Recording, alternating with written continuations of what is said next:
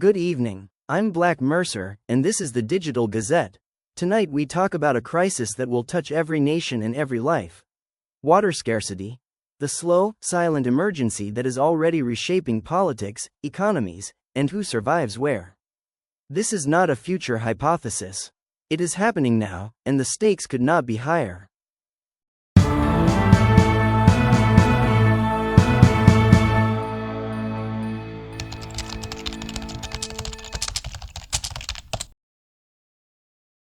Water scarcity is no longer a distant projection, it's the defining global reality of late 2025. More than half of the world's population now lives in regions experiencing significant water stress, and communities on every continent are feeling the impact today. United Nations experts confirm that without rapid, coordinated action to improve water management, upgrade aging infrastructure, and protect natural sources, these shortages will only deepen. The World Resources Institute maps show that dozens of countries already face extremely high water stress, where annual water use approaches or exceeds supply, threatening agriculture, industry, and human health. Why is this happening?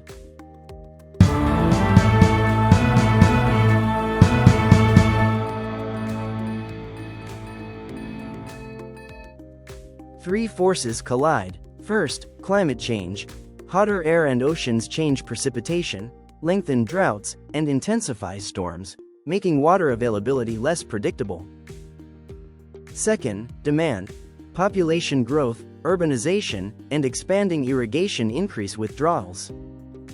Third, governance and infrastructure failures. Poorly managed basins, leaky pipes, inadequate storage, and weak institutions mean water that exists is not reliably delivered to people who need it.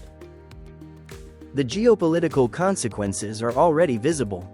Dams, river diversions, and upstream developments have created diplomatic friction, from tensions around mega dams in Asia to unilateral water cuts that have sparked panic in downstream communities.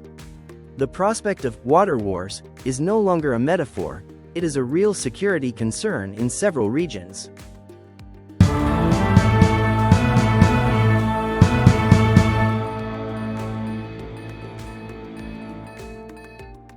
The Philippines is doubly exposed. It is vulnerable to both too much water, typhoons, floods, storm surge, and too little, droughts, groundwater depletion, seasonal water stress. Geography and livelihoods make this especially dangerous. An archipelago with long coasts, densely populated river plains, and millions reliant on climate-sensitive agriculture and fisheries. Economically, the toll is staggering. Recent World Bank analysis estimates annual losses from typhoons at about 1.2% of GDP, with catastrophic years pushing losses much higher. That drains budgets, disrupts services, and limits the money available for adaptation and infrastructure upgrades. Climate attribution studies and regional analyses also show the Philippines faces greater storm intensity and clustering.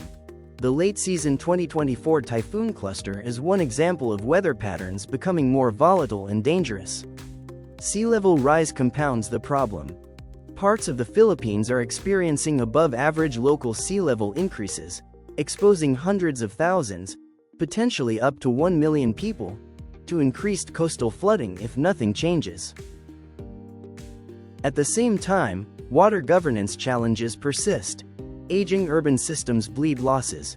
Groundwater extraction in some agricultural provinces is unsustainable, and rural communities lack reliable storage and irrigation. These structural gaps make the Philippines' exposure worse than climate data alone suggests.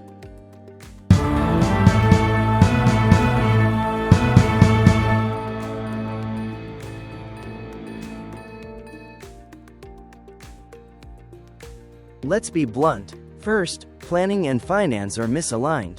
The money for adaptation, early warning, and resilient infrastructure is nowhere near enough, and the funding that exists often arrives late or with strings that slow implementation. Donors pledge, projects stall. The result? Repeated rebuilding instead of durable resilience. Second, institutions are weak.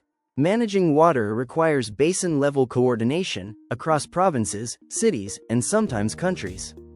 When agencies compete, data is siloed, or political incentives reward short-term wins, the public pays the long-term price.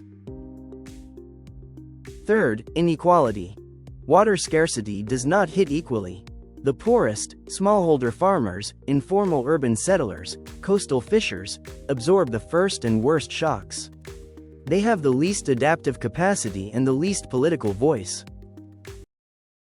Fourth, geopolitical risks are rising. Large upstream infrastructure projects, dams, diversions, can be economic lifelines for some countries and an existential threat for others downstream. Without enforceable, cooperative water diplomacy, tensions can escalate, and water can be weaponized in conflict. Finally, narrative failure. Water is seen as local and technical when it is actually global and political. Without broad public pressure and clear, transparent data, policymakers default to patchwork responses that fail to reduce risk at scale.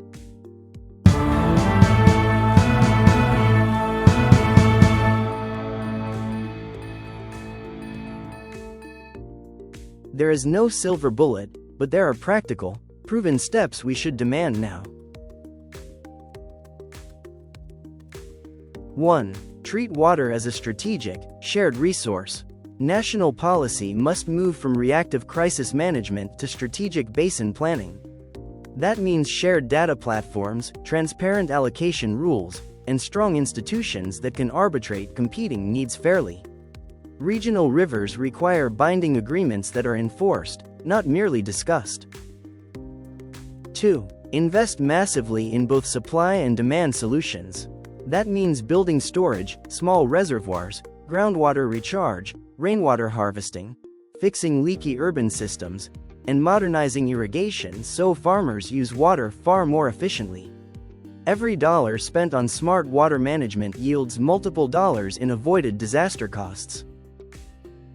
3. Prioritize nature-based solutions. Wetlands, mangroves, and restored watersheds reduce floods, recharge aquifers, support fisheries, and sequester carbon. They are cheaper, faster to implement, and more socially inclusive than many engineered options, and they buy time while larger infrastructure is planned. 4. Scale adaptation finance and speed delivery. Donors and development banks must accelerate concessional funding and blended finance for adaptation projects, especially in highly exposed countries like the Philippines. Funding must be predictable, rapid, and accompanied by technical assistance. 5. Use science for accountability. Attribution science is starting to show who benefited from fossil fuels and who paid the cost in damaged watersheds and worse storms. Those findings should inform legal, financial, and diplomatic tools for compensation and for redirecting private capital into resilience. 6. Empower communities and protect water rights.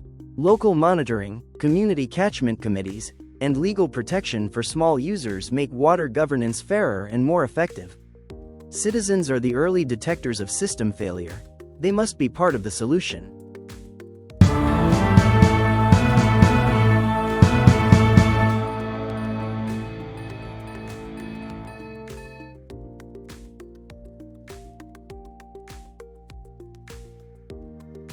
Water is life, but water is also power, economic power, political power, and now, strategic power. If we allow demand, climate change, poor governance, and geopolitics to combine unchecked, the result will be lost livelihoods, displaced millions, and new conflicts. We can still choose a different path: cooperation, investment, science, and justice. That's not easy, but it is necessary. I'm Black Mercer. This is the Digital Gazette. Illuminate, inform, inspire.